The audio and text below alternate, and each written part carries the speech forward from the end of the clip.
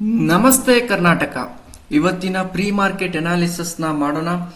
Pre market analysis ನ ಮಾಡೋಕ್ಕಿಂತ ಮುಂಚೆ ಒಂದು ಇಂಪಾರ್ಟೆಂಟ್ ವಿಷಯವನ್ನ ತಿಳಿಸ್ಕೊಡ್ತೀನಿ. ಓಕೆ, ಸೊ ಯಾವ ತರ ಅಂದ್ರೆ ಮಾರ್ಕೆಟ್ ನಲ್ಲಿ ದುಡ್ಡನ್ನ ಹುಡುಕ್ಬೇಕಾಗತ್ತೆ. ಯಾವ ಪಾಯಿಂಟ್ ಅಲ್ಲಿ ದುಡ್ಡಿದೆ ಅಂತೇಳಿ, ಯಾವ ಲೊಕೇಶನ್ಸ್ ಅಲ್ಲಿ ದುಡ್ಡಿದೆ ಅಂತೇಳಿ. ಓಕೆ, ಸೊ ಯಾವುದೇ ಕಾರಣಕ್ಕೂ ನಮ್ಮ ರಿಟೇಲ್ ಪೀಪಲ್ ಏನಂದ್ರೆ ಮೊಮೆಂಟಮ್ ನ ಚೇಸ್ ಅನ್ನ ಮಾಡ್ಲಿಕ್ಕೆ ಹೋಗಬೇಡಿ. ಯಾವುದೇ ಕಾರಣಕ್ಕೂ ಮೊಮೆಂಟಮ್ ನ ಚೇಸ್ ಮಾಡ್ಲಿಕ್ಕೆ ಹೋಗಬೇಡಿ. ಓಕೆ, ಸೊ ಲೊಕೇಶನ್ಸ್ ವೈಸ್ ನೀವು ಟ್ರೇಡ್ ಮಾಡಿದ್ರೆ 100% ನೀವು ಒಬ್ಬ ಸಕ್ಸಸ್ಫುಲ್ ಟ್ರೇಡರ್ ಆಗ್ತೀರಂತ ಹೇಳ್ಬೋದು. ಓಕೆ, ಒಬ್ಬ 100% ಸಕ್ಸಸ್ಫುಲ್ ಟ್ರೇಡರ್ ಆಗ್ಬೇಕಂದ್ರೆ ಅವು ಯಾವ ರೀತಿ ಸ್ಟಡಿ ಮಾಡ್ಬೇಕಂದ್ರೆ ಅದನ್ನ ಆರ್ಡರ್ ಫ್ಲೋದಲ್ಲಿ ಕ್ಯಾಂಡಲ್ಸ್ ಅನ್ನ ನೋಡಿಕಾರೆ ಯಾವುದೇ ಕಾರಣಕ್ಕೂ ಟ್ರೇಡ್ ಅನ್ನ ಮಾಡ್ಲಿಕ್ಕೆ ಬರಲ್ಲ. ಓಕೆನಾ, ಸೊ ಕ್ಯಾಂಡಲ್ ಅಲ್ಲಿರುವ ಕೆಲವೊಂದನ್ನ ಇಂಪಾರ್ಟೆನ್ಸ್ ಅನ್ನ ಆರ್ಡರ್ ಎಲ್ಲಿ ಪಂಚ್ ಆಗ್ತಾ ಇದೆ, ಆ ಕ್ಯಾಂಡಲ್ ಅಲ್ಲಿ ಬೈಯರ್ಸ್ ಬರ್ತಿದಾರ, ಈ ಕ್ಯಾಂಡಲ್ ಅಲ್ಲಿ ಸೆಲ್ಲರ್ಸ್ ಬರ್ತಿದಾರ.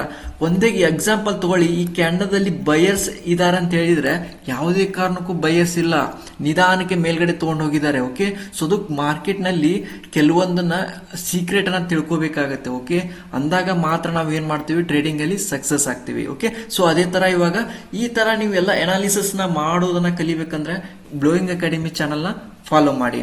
ಓಕೆನಾ, ಸೊ ಅದೇ ತರ ಇವಾಗ ಸ್ಟಾರ್ಟ್ ಮಾಡೋಣ ಇವತ್ತಿನ ಪ್ರೀ ಮಾರ್ಕೆಟ್ ಅನಾಲಿಸಿಸ್ಗೆ. ಪ್ರೀವಿಯಸ್ ಡೇ ಮಾರ್ಕೆಟ್ ಅನಾಲಿಸಿಸ್ ನ ಮಾಡ್ಕೊಂಡು ಬರೋಣ. Okay, previous day market analysis ನೋಡ್ಬೇಕಂದ್ರೆ ಮಾರ್ಕೆಟ್ ಅಲ್ಲಿ ಸ್ಟ್ರಾಂಗ್ ಆಗಿ ಸೆಲ್ಲಿಂಗ್ ಆಗಿದೆ.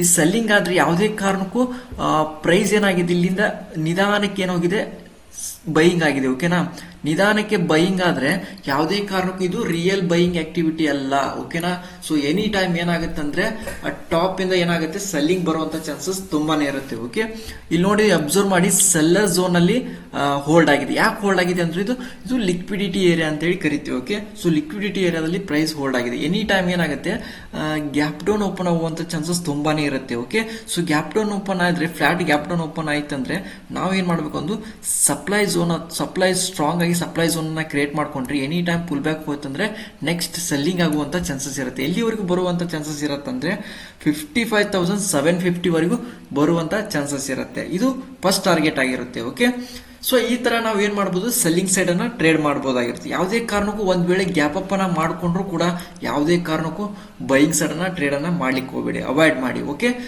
ಸೊ ಅದೇ ತರ ನೆಕ್ಸ್ಟ್ ನಿಫ್ಟಿನ ಅನಾಲಿಸಿಸ್ ನ ಮಾಡೋಣ. ಸೊ ನಿಫ್ಟಿ ಏನ್ ಕನ್ಫರ್ಮೇಶನ್ ಕೊಟ್ಟಿದೆ, ಯಾವ ತರ ಅನಾಲಿಸಿಸ್ ಮಾಡ್ಬೇಕಂತೇಳಿ ನೋಡೋಣ.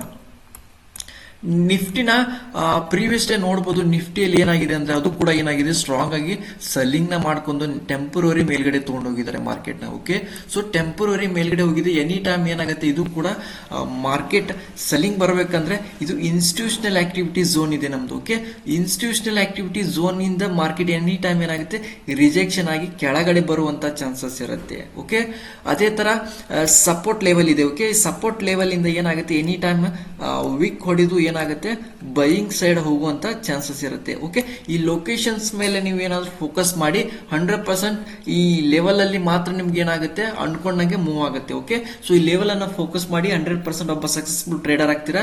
Okay, thank you so much.